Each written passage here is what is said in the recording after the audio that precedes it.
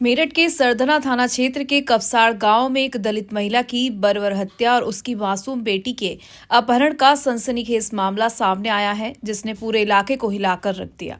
इस घटना के बाद राजनीति गर्मा गई है और नगीना से सांसद चंद्रशेखर आजाद ने बड़ा बयान देकर सरकार को आड़े हाथों लिया है। दिन में चंद्रशेखर ने पीड़ित परिवार को फोन पर आश्वासन दिया है कि सरकार द्वारा 1 करोड़ रुपए मुआवजे के तौर पर दिए जाएं। वहीं रात 9 बजे उन्होंने फेसबुक लाइव में इस घटना की कड़ी निंदा की और योगी सरकार पर जमकर निशाना साधा। चंद्रशेखर ने खुलासा किया है कि आरोपी लड़का लंबे समय से पीड़ित लड़की को परेशान कर रहा था, जिसके कारण ये खौफनाक वारदात हुई। उन्होंने पीड़िता के परिवार को न्याय दिलाने का भरोसा दिलाया और दोषियों को सख्त सजा की मांग की। दर्शकों, ये मामला दलित अत्याचार और महिलाओं की सुरक्षा पर सवाल खड़े कर रहा है। क्या सरकार इस पर ठोस कार्रवाई करेगी? जय भीम साथियों,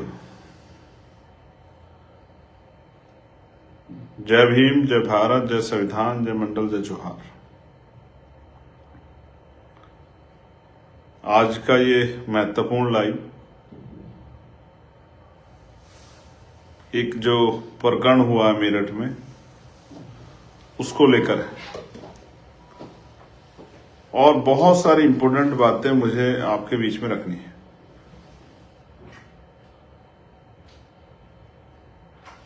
वो बातें इस पूरी घटना से जुड़ी हुई हैं और कुछ ऐसे खुलासे भी हैं जो शायद आपको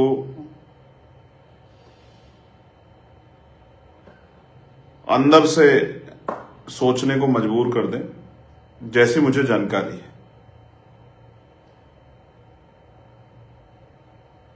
लेकिन क्योंकि स्थिति बड़ी अजीबोगरीब थी और मुझे जो भविष्य में खतरा दिख रहा है इस मामले में, तो मुझे लगा कि आपको उसके प्रति सचेत करना जरूरी हो गया है। सर्वप्रथम तो मैं बहुजन समाज में जन्मे सभी संतों, गुरुओं, महान पुरुषों को नमन करता हूं और उनको नमन करना इसलिए जरूरी है उन महापुरुषों को, क्योंकि उन महापुरुषों का बहुत बड़ा योगदान है। तो आज मैं जो इंपॉर्टेंट बात है, जो मुझे लग रहा था कि अगर आप तक नहीं पहुंची तो खराब हो जाएगा, आप तक ये बात जानी जरूरी है और आपके माध्यम से पूरे देश तक, जहां तक भी लोग इस मामले को जानना चाहते हैं, उसको उन तक ये बात पहुंचे। प्यारे साथियों, इस ये घटना को लगभग अब 60 घंटे करीब बीत गए और इन 60 घंटों में मैं चाहता था कल परिवार के पास मिलने जाना, लेकिन वहां के बड़े सीनियर अधिकारी से मेरी बात हुई। उन्होंने मुझसे 24 घंटे का समय मांगा कि हमें 24 घंटे का समय दीजिए, हम गिरफ्तारी करेंगे, हम बेटी को बरामद कराएंगे। और जब वो समय पूरा हो गया तो आज मैं परिवार से मिलने के लिए गया। और आप ये समझिए कि कहीं भी कोई घटना होती है तो परिवार से मिलने के लिए लोग जाते ही हैं, उनका दुख बांटने के लिए। और जो मतलब उस तरह की जनप्रतिनिधि हैं, वो इसलिए भी जाते हैं कि परिवार का जो विषय है, उनकी जो मांग है, उनके मन सामने जो परेशानी है, उसको उठाएं और उनको एडमिनिस्ट्रेशन, पुलिस, वरिष्ठ अधिकारियों के, मीडिया के माध्यम से उनके संज्ञान में, मुख्यमंत्री और तमाम बड़े अधिकारियों तक उनकी अपनी बात पहुंचाए, जिससे उस परिवार की मांगों पे सरकार चिंतन करे। तो आज जब मैं चला तो यहीं से पुलिस ने मुझे जो है उस तरह से मेरी निगरानी करनी शुरू की और मेन हाईवे जो है गाजियाबाद का, वो हाईवे पर बैरिकेडिंग लगा के मेरी गाड़ी को रोक लिया। मैंने उनसे आग्रह किया कि भाई मैं जाना चाहता हूं उस परिवार की पीड़ा सुनने के लिए, उनकी आवाज उठाने के लिए। मेरी परिवार से बात हुई है, अभी भी आधा घंटा पहले मेरी परिवार से बात हुई, तो उन्होंने मुझसे कहा कि आपको आना है, हमारे यहाँ जरूर आना है। तो मैंने कहा कि आप मुझे क्यों रोक रहे हो? तो उन्होंने जबरदस्ती की, गाड़ी रोक दी, मुझे पैदल उतर के चलना पड़ा, रोड कई बार जो रोड बदलने पड़े, दौड़ लगानी पड़ी। तमाम तरह से प्रयास था कि मैं वहां जाऊं, क्योंकि हमारे हजारों कार्यकर्ता वहां इंतजार कर रहे थे। और जब मैं पहली गाड़ी से क्रॉस किया तो हम मतलब पहली जगह से हम लोग काफी दूर हाथापाई, मतलब पुलिस के लोग धक्का देते रहे, लात मारते रहे। एक कील जैसी नकुली चीज जो है यहाँ, अगर आप देखोगे, यहाँ ये रही, वो मेरे हाथ में भी जो है लग गई मैंने ऐतराज भी किया कि पुलिस को अपना रोकना है, ठीक है, उसका एक तरीका है, लेकिन रोकने के साथ इस तरह की बदतमीजी नहीं करनी चाहिए। लेकिन हमारे साथियों ने हिम्मत बढ़ा के जो है और पहले पड़ाव को हम लोगों ने पार कर दिया। जैसे आगे निकले तो दूसरी जगह बैरिकेडिंग कर रखा है, वहां से मैं फिर दूसरी तरफ गया, फिर मैंने एक आगे जाके मोटरसाइकिल ली, मोटरसाइकिल से मैं और मेरे साथ जो सुरक्षाकर्मी थे हम लोग ऊपर हाईवे पे चढ़े। एक ट्रक से हम लोग जो है हमने 1 किलोमीटर करीब सफर तय किया और हमने फिर अपनी गाड़ी जो हमारे साथियों की थी उनमें एक गाड़ी रुकवा के बैठने को, तब फिर पुलिस सामने आ गई और इस तरह जैसे फिल्मों में होता कि गाड़ी बिल्कुल सामने लगा दी, चाहे हमें चोट लग जाए, चाहे हमारी गाड़ी को नुकसान हो जाए, चाहे उनको खुद नुकसान हो जाए। समझ नहीं आ रहा था कि ऐसा क्या हो गया। फिर मैं उसके बाद वहां से भी क्रॉस करके हम भागे वहां से, फिर एक गाड़ी अगली पकड़ी, फिर आगे गए तो आगे देखा फिर बैरिकेडिंग लगा कर फिर मैं नीचे चला गया। फिर मैं एक गांव में के जाने वाले 3 लड़के थे, गांव के में घूम रहे थे, मैंने उनसे मोटरसाइकिल ली, मैंने उनसे आग्रह किया कि भाई मेरी मदद करो, मुझे वहां जाना है। उनके जरिए मैं 4, 5, 6 गांव में होता हुआ किसी तरह से मेरे टोल पे पहुंचा जहां हमारे साथी मेरा इंतजार कर रहे थे। फिर मेरी वहां अधिकारियों से वार्ता हुई, कई सारी चीजें हुई, 2 बार वार्ता हुई। मेरी एक ही डिमांड थी कि मैं परिवार से मिलना चाहता हूं, मेरी कोई जिद नहीं है कि मैं उस गांव में जाऊं कपसाड़ में, आप मुझे यही लाके मिला दो। और पुलिस इस बात पे अड़ी हुई थी कि भाई आप गाजियाबाद वापस चले जाओ, हम गाजियाबाद और दिल्ली या दिल्ली मिलने की व्यवस्था करा देंगे, जब हमारी टीम वहां विरोध कर रही थी। और मैं उनसे आग्रह कर रहा था कि भाई मैं यहां आया हूं तो मुझे यहीं मिलने दीजिए, परिवार को लाकर मिलवा दीजिए, मैं उनकी पीड़ा को सुन लूं, उनके हाल को जान लूं, उनकी जो परेशानियां हैं, उनके जो इस समय के जो महसूस कर रहे हैं, और मीडिया के सामने रख दूं, अपने लोगों के सामने रख दूं, सब लोगों तक ये बात चल जाएगी। आज मेरे लाइव में 6000 से ज्यादा लोग जुड़ के इस बात को देख रहे हैं, तो इसका मतलब सुबह से ये चीज लोगों के संज्ञान में है कि चंद्रशेखर वहां जाके उस परिवार की आवाज बनेंगे। अब मैं जो इंपोर्टेंट बातें आपको बता रहा हूं, फिर वहां मुझे वरिष्ठ अधिकारियों ने बताया कि बेटा और बेटी बरामद हो गए हैं और आपकी जो मेहनत थी वो सफल होगी, पुलिस को सफलता हासिल होगी है, ये बात उन्होंने मुझसे कही। लेकिन इस बात सिर्फ यहीं तक नहीं खत्म हो रही है, वो परिवार किस हाल में है। ऐसा क्या है कि जो फोर्स लगानी चाहिए थी अपराधियों को रोकने में, वो फोर्स मुझे रोकने के लिए लगाई गई। ऐसा क्या है, सब चीजों को जानते हुए भी इस तरह से जगह जगह बैरिकेडिंग करके और मेरी जान को दांव पे लगा के जो है पुलिस इस तरह की कार्रवाई कर रही थी। कौन इतना प्रेशर कर रहा था, इसका जवाब अगर कोई शख्स दे सकता है तो वो है जिलाधिकारी मुझे मेरठ, जो इस बात का जवाब दे सकते हैं। उनको इस बात का पुख्ता पता कि किसके इशारे पे मुझे रोका जा रहा था। अब मैं वहां जाके करता क्या, किसी के यहां दुख होता है, लोग जाते हैं, तमाम पार्टियों के लोग गए हैं, हम लोग जाते हैं, उनकी पीड़ा सुनते हैं, मीडिया के सामने रखते हैं। और जैसा हमने कहा था कि अगर हमारी मांग पूरी तो धरना देंगे, तो ये सरकार को धरने से डर क्या है, इसका जवाब भी सरकार ही बेटर तरीके से दे सकती है। मैं आपको जो चीज बताना चाह रहा हूं इंपॉर्टेंट, जो आपको जाननी चाहिए, और मुझे जो भविष्य का खतरा है, कल का जो मुझे खतरा है, जैसे बताया गया शाम में जब हम लोग वहां आंदोलन कर रहे थे, पुलिस ने लाठीचार्ज किया या धक्का दिया, इधर खींचा उधर खींचा, कपड़े फटे, चोट लग गई, ये कोई बहुत बड़ी बात नहीं है। तो जब आदमी संघर्ष करने स्वाभिमान सम्मान के लिए निकलता है, इस तरह की सोच जो होती है इनसे नहीं घबराना चाहिए। और जो लोग घबराते हैं, मैं तो उनको बिल्कुल भी नहीं मानता कि वो इस बात के साथ सड़क पर निकलेंगे, हम मतलब जाएंगे तो हमें वो नहीं होगी, कोई परेशानी आ जाएगी। तो जिनको इस तरह का भय हो वो घर में रहे यार, काहे को जा रहे हो। बेसिक ये है कि मुझे किसने बताया कि लड़की कल ही बरामद करा ली गई, और आज क्योंकि हम लोग जा रहे थे और हम लोग अगर इस तरह की स्थिति हो जाती तो हमें पता पहले ये बात क्लियर हो जाती, लड़की मिल गई तो हम लड़की से मिलते, वो किस हालत में जानने का प्रयास करते। लेकिन पूरे शाम तक मुझे ऐसा लगता है कि जब बहुत दबाव बन गया तब पुलिस को, एडमिनिस्ट्रेशन को बताना पड़ा कि लड़की और लड़का बरामद हो गए, वरना उससे पहले सारे मामले को छिपाया जा रहा था। अब महत्वपूर्ण क्या है, अगर लड़की पुलिस के पास थी, पुलिस ने बरामद कर ली, तो आज पूरे दिन लड़की को कहां रखा गया, उसको क्या सिखाया गया, क्या समझाया गया। क्योंकि मुझे जो घटना बताई गई है चशमदीदों द्वारा या वहां के लोकल लोगों द्वारा कि वो लड़का उस लड़की को पिछले लंबे समय से परेशान कर रहा था, इस बात को लेकर गांव में विरोध भी हुआ था, इस पर चर्चा भी हुई थी, और लड़की ने स्पष्ट मना कर दिया था कि मैं इस लड़के से दूर रहना चाहती हूँ, इसको कहिए कि लड़का अपना कोई दूसरा रास्ता इख्तियार कर ले, मैं इससे बात नहीं करना चाहती। लड़का जबरन उस लड़की के पीछे पड़ा हुआ था और उसको टॉर्चर कर रहा था, उसको उस लड़की को मजबूर कर रहा था कि वो उस लड़के से बात करे। और उस दिन भी क्या हुआ, अगर आपने सुना हो कि उस लड़के ने खेत से निकल के उस लड़की को आवाज लगाई, जहां उसकी मां भी साथ थी, कि मुझे इससे बात करनी। लड़की ने मना कर दिया। तो जहां तक मुझे नजर आता हुआ ये है कि लड़के ने लड़की को धमकी दी कि अगर तुम मुझसे बात नहीं करेगी तो मैं तेरे परिवार का कत्ल कर दूंगा। और इस बात को पुख्ता करने के लिए उसने एक हथियार से उसकी मां का कत्ल कर दिया। डरी सहमी लड़की, जिसकी मां का कत्ल उसके सामने हो गया हो या मृतक स्थिति में हो, वो उसको किस स्थिति में, एक आदमी था, 2 आदमी थे, 4 आदमी थे, उसको कैसे लेके गए, कहां लेके गए, किसी को नहीं पता है। अब मुझे डर क्या है? अब मुझे डर है कि लड़की को डराकर, लड़की को समझाकर, परिवार को डराकर, इसलिए शायद हमें जाने से वहां रोका जा रहा था कि हम ना मिले, हम ना अपनी बात, उनकी बात सुन पाए, ना कर पाए, कि जिसके लड़की को डरा के कल लड़के के फेवर में बयान दिलाए जाए कि मैं ही इसके साथ जाना चाहती थी।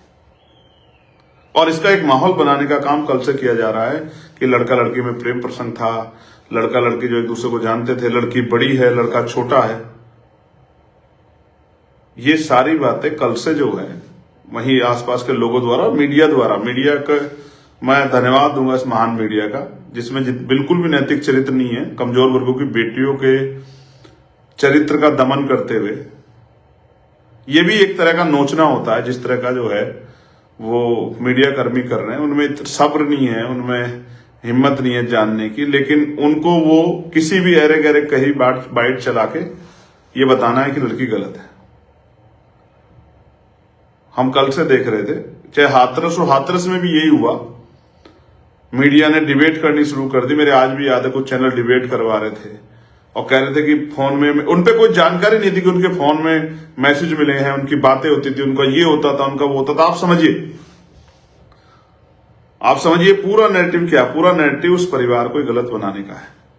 और ऐसा क्या है उस गांव में जहां कल सब लोग चले गए थे कि वहां एडवोकेट चंद्रशेखर आजाद, जो दलितों का ही, क्योंकि दलित सीट से जो है, रिजर्व सीट से, मतलब रिजर्व सीटों का से चुना हुआ व्यक्ति जो उन्हीं के प्रतिनिधि के रूप में उनका नेतृत्व करता है, उसको गांव में ना जाने दिया जाए, ये किसकी नाक का सवाल बना हुआ था।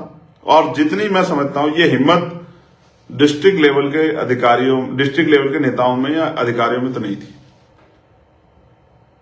जहां Ghaziabad police, Saharanpur police, Meerut police, Hapur police, तमाम एक इस तरह का मतलब संगठित जो है एक वो चला रहे थे, मूवमेंट चला रहे थे कि चंद्रशेखर वहां नहीं पहुंच जाए। ये क्यों था?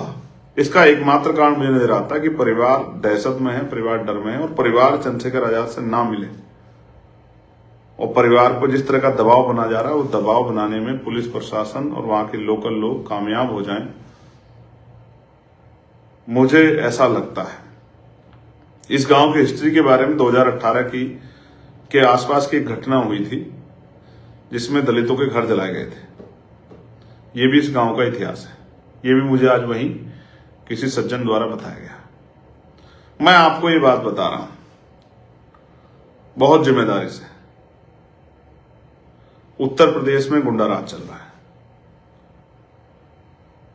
और खुद सरकार से जुड़े हुए लोग किसी भी कीमत पे अपराधियों को अपराध करने से रोकने में कामयाब नहीं हो पा रहे। लेकिन जो कोई आवाज उठाना चाहता है उनको रोकने का और उनको जो है तमाम तरह की मुसीबतों में डालने का काम सरकार के इशारे पे पुलिस और एडमिनिस्ट्रेशन कर रहा है। मैं पुलिस के भाइयों का धन्यवाद दूंगा। वो कितना ही हमसे लड़ लें, कितना ही वो हमें कोहनी मार ले, कितना ही जो है वो जूते चला लें, कितना ही जो है और तमाम तरह के प्रयास कर ले, और ये कीले वीले, हम गोलियों से नहीं डरते, इनसे क्या डरेंगे।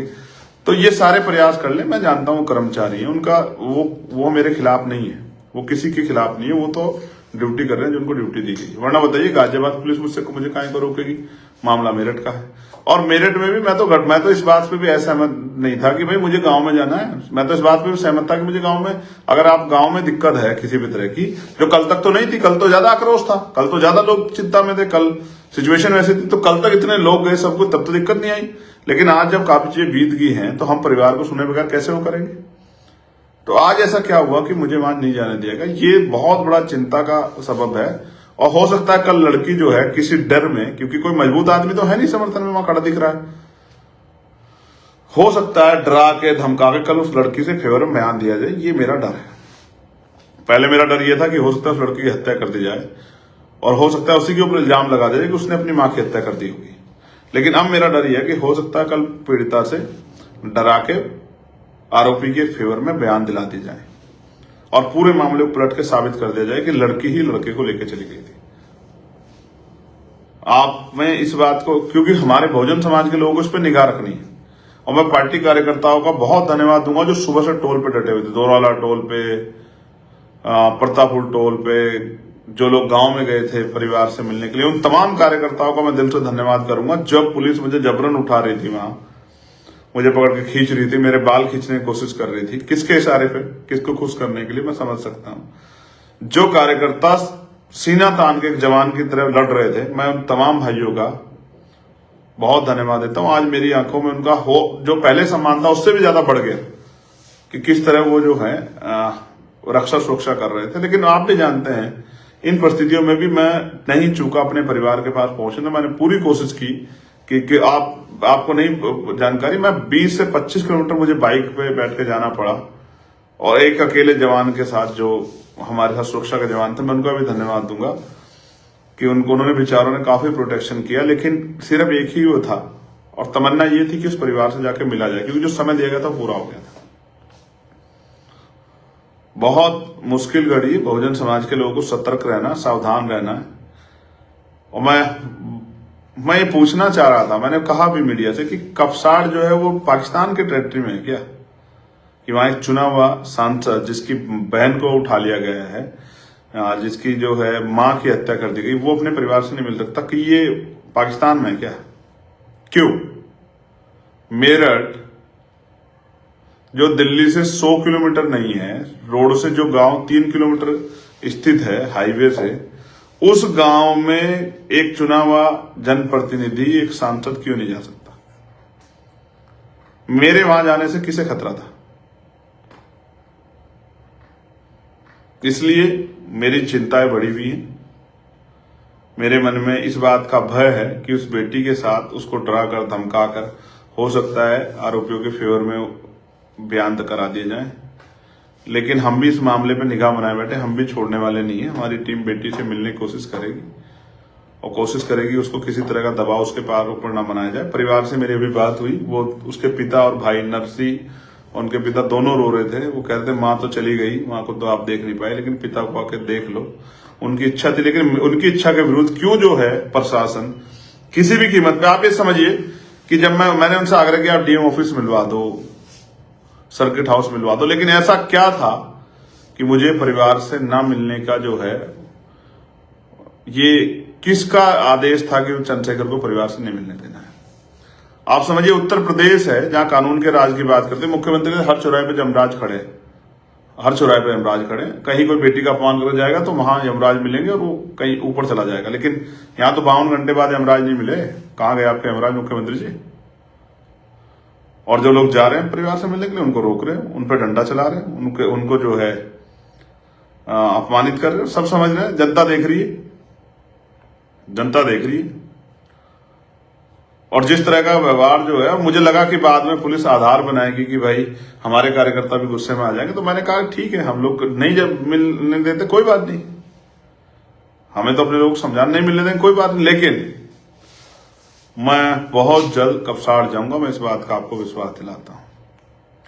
जब कपसाड़ मेरठ में है और वो पाकिस्तान के टेरिटरी में नहीं है, चाइना के टेरिटरी में नहीं है, तो फिर एक चुना हुआ सांसद वहां क्यों नहीं जा सकता अपने परिवार से मिलने के लिए? जब तक मैं वहां नहीं जाऊंगा मैं भी चैन से नहीं बैठूंगा। और मैं अपने मेरठ के साथियों को धन्यवाद दूंगा जो पिछले 2 दिनों से वहां डटे हुए हैं। एक एक कार्यकर्ता का हमारी पार्टी के नेता होगा और मैं उनसे कहूंगा कि निगाह बना के रखें, बिल्कुल नहीं छोड़ना है। किसी भी कीमत पे बहन बेटियों के सम्मान की रक्षा करनी है, उनको न्याय दिलाना है। और क्योंकि बेटी बरामद होगी ये सूचना उन्होंने मुझे अधिकारियों ने दे दी थी, इसलिए मैंने ज्यादा वो भी नहीं किया। मैंने प्रयास किया कि ठीक है, जब बेटी बरामद हो गई है और एक आरोपी पहले बरामद उन्होंने पकड़ लिया था जो नामजद है, और एक जो है वो बाद में अब जब मैं गया वहां, उन्होंने मुझे बताया कि आपकी डिमांड पूरी हो गई। मैंने उनसे भी कहा कि परिवार को सुरक्षा व्यवस्था आप मुहैया करें लाइसेंस के साथ साथ, क्योंकि परिवार का सुरक्षित रहना बहुत जरूरी है, उनको किसी तरह का भय ना हो। तो ये सब चीजें मैं आपके सामने इसलिए लाना चाहता था क्योंकि जिस तरह की मुझे सूचनाएं मिली और जिस तरह का आज परिवार से ना मिलने देना, परिवार पर प्रेशर बनाना और किसी हर तरह रोकना, हजारों की संख्या में फोर्स लगाना, ये इस बात को स्पष्ट करता है कि कहीं तो कोई खेल है, कहीं तो कोई बात है जिसको प्रशासन छिपा रहा है। उत्तर प्रदेश है ये। मैं किसी भी जाति की हो, किसी भी धर्म की हो, किसी भी पार्टी जुड़ी महिलाओं को पूछना चाहता हूं, आपने देखा है ना, कभी कभी कुछ अपराध इतने जघन्य होते हैं जिनके लिए किसी के पास जवाब नहीं होता। एक मां जो अपनी बेटी को खींच के ले जाते हुए गुंडों को नहीं देख पा रही थी, जो सामना करने के लिए मैदान में आई, और उस मां को धारदार हथियारों से किस तरह से उसको कुचल दिया गया, ये आपने और मैंने देखा।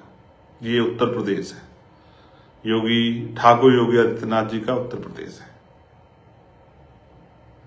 उन्हीं की सरकार में कमजोर वर्गों की बेटियों को उठा लिया जाता है और उनकी माओं के साथ, जब एक मां जो है ढाल बन के, शेरनी बन के अपने बच्चों की रखवाली के लिए खड़ी जाती है, तो उनकी माओं को धारदार हथियार से कुचल दिया जाता है। और जो उनकी न्याय की आवाज उठाने के लिए जाते हैं, उनको पुलिस सड़क बैरिकेडिंग करके रोकने का काम करती है, धक्के देने का काम करती है। ये आपने मैंने देखा। मैं एक काम कह के आया हूं उनसे, आप सुनोगे मिल जाएगा, कि ये जो आज दर्द सीने में लेके जा रहा हूं कि अपने परिवार से नहीं मिल पाया, इस दर्द से रोऊंगा नहीं, आंख में आंसू लाऊंगा, घबराऊंगा नहीं, पीछे नहीं बैठूंगा, आगे बढ़ूंगा। अपने साथी से भी कह के आया। उन्होंने कहा साहब मुझे यहाँ चोट मार दी, मुझे पुलिस ने यहाँ डंडा मार दिया, मुझे यहाँ मुक्का मार दिया। मैंने उनसे भी कहा कि जब बहन बेटियों के सम्मान की रक्षा के लिए, सुरक्षा के लिए जिम्मेदारी लेके घर से निकले तो फिर किसी से घबराओ मत। ऐसी मुसीबतें आपका रास्ता नहीं रोक सकती, आपको कमजोर नहीं कर सकती। डटो मैदान में, ये तो आएंगी मुसीबतें। अगर देश के क्रांतिकारी जिन्होंने देश की आजादी की लड़ाई, अगर वो इन बातों से डर जाते तो क्या देश आजाद हो जाता? क्रांति खून मांगती है, बलिदान मांगती है। अगर आजादी चाहिए, स्वाभिमान सम्मान का जीवन चाहिए, तो संघर्ष करने का मादा रखो। जिन साथियों ने संघर्ष किया उनको आभार। जिन साथियों ने पूरा दिन लगाया, मेरठ की पूरी टीम को, मुजफ्फरनगर की, गौतम बुद्ध नगर की, गाजियाबाद की, बुलंदशहर की, हापुड़ की पूरी टीम को धन्यवाद, सैल्यूट आपको। स्पेशली मेरठ की टीम को जो डटी रही, बिजनौर के साथियों को भी, जो हमारे साथी आए थे, उन सबका भी धन्यवाद। हमारी नेशनल टीम के साथी भाटी जी, जो आज बहुत खूब संघर्ष किया, हिमांशु भाई, अमित भाई, निजाम भाई, सतपाल चौधरी जी, कपिल भाई, उन तमाम साथियों को, एक एक कार्यकर्ताओं को, सभी जिलाध्यक्षों को, प्रदेश की टीम को, मंडल की टीम को, मिशन 78 के भाइयों से मैं मिला, वहां थे, सबको मेरा धन्यवाद। लेकिन मैं आपको बहुत जिम्मेदार से कह रहा हूं, ये शुरू है, अंत नहीं। साहब कहते हैं जिस समाज को मुफ्त में खाने की आदत हो जाती है वो कभी क्रांति नहीं करता, और जो क्रांति समाज नहीं करता वो अपने अधिकारों की रक्षा नहीं कर पाता, वो शासक समाज भी नहीं बनता। जो शासक समाज है उसकी बहन बेटियों का रोज अपमान होता है, उनको रोज जूते अब खाने पड़ते हैं, इसलिए शासक बनो। और मैं आपसे ये कह रहा हूं, क्रांति का ये जो पर्व है, इसमें आहुति दो, आगे बढ़ो, संवैधानिक रूप से संघर्ष करो, पढ़ लिख के मेहनत करो, भाईचारा बनाओ। फिर इस तरह का कोई गुंडा, आप सोचोगे अगर कल ताकत आपके हाथ में, तो कोई गुंडा आपकी बहन को उठा ले जाएगा। मैं तमाम कमजोर वर्गों को कह रहा हूं, मुसलमानों को, पिछड़े वर्ग के लोगों को, संविधान को मानने वाले सामान्य जाति के लोगों को, जो बाबा साहब अम्बेडकर की विचारधारा में, फूले साहब की विचारधारा में विश्वास रखते हैं, उनको भी कह रहा हूं, तमाम दलित समाज के लोगों को कह रहा हूं, महसूस करके देखो। उस मां के बारे में, उस भाई के बारे में सोचो जिसकी ने मां खो दी और बहन किस हालत में है और 52 घंटे से गायब थी। उस पिता के बारे में सोचो जिसकी पत्नी को कुचल दिया गया और जिसको बेटी को अपना सम्मान मानता, वो 52 घंटे तक गायब है। वो मैं तो समाज को परिवार मानता हूँ, इसलिए मेरे अंदर जो फीलिंग है, फिर मैं ना अपनी तबीयत के बारे में, ना अपनी सेहत के बारे में, ना किसी और चीज के बारे में फिर नहीं सोचता। मैं एक दिन का समय मांगा था, पूरा हो गया था, इसलिए मैं गया था। और आपको इस बात के लिए मैं बता देता हूँ कि बेटी बरामद हो गई है। जो सबसे बड़ी डिमांड थी हमारी कि बेटी सकुशल है, बेटी बरामद होगी, ये बात मैं आपको बता रहा हूँ। लेकिन ये भी इसके लिए भी कर रहा हूं कि बेटी का बयान जब तक ना हो जाए, आप लोग नजर रखना। मैं फिर कह रहा हूं, बेटी को डराकर उसके बयान को अपराधियों के पक्ष में कराने के लिए एड़ी चोटी के जोड़ लगाए जाएंगे, ऐसा मेरा विश्वास है। इसलिए हमें नजर रखनी है, अपनी मां के हत्यारों को सजा दिलवानी है और उस बेटी के सम्मान की रक्षा करनी है। मैं आपका भाई चंद्रशेखर आजाद, आज आपके संघर्ष को धन्यवाद। और जो साथी डटे रहे, जिनको चोट लगी, मेरे प्यारों, अपना ख्याल रखना। लड़ाई लंबी है, एक दिन में संघर्ष परवान नहीं चढ़ेगा, लेकिन जब तक राजकाज नहीं बनेगा, इस तरह के अपमान आपको सहने पड़ेंगे। इस अपमान से चिल्लाओ, चीखो मत, इसको अपमान के घूंट को पियो और उससे संघर्ष करने की क्षमता पैदा करो और फिर मैदान में डटो, लोगों को जोड़ के भाईचारा बना के अपनी शक्ति बनाओ। आभार, धन्यवाद। जय भीम, जय भारत, जय मंडल, जय जोहार, जय संविधान, जय जवान, जय किसान, जय विज्ञान, जय लोकतंत्र। जैसी भी बात रहेगी आपके बीच इसी मीडिया के माध्यम से आकर रखूंगा। मैं क्यों नहीं जा पाया, इसके बारे में आप चिंतन करना कि क्या कारण था कि मैं नहीं जा पाया और कौन था जो चाहता था मैं ना जाके परिवार से मिलूं, और ऐसी क्या बात थी जो छिपाई जा रही थी, जो मेरे जाने से सामने आ जाती। मेरी नजर इस पूरे मामले पे आप भी नजर रखिए। धन्यवाद। अपडेट्स के लिए बने रहे हमारे चैनल रॉयल बुलेटिन के साथ। अगर आपको यह खबर पसंद आई हो तो वीडियो को लाइक करें, कमेंट में अपनी राय दें और चैनल को सब्सक्राइब करना ना भूलें। घंटी दबाएं ताकि हर ब्रेकिंग न्यूज आपको सबसे पहले मिले। धन्यवाद।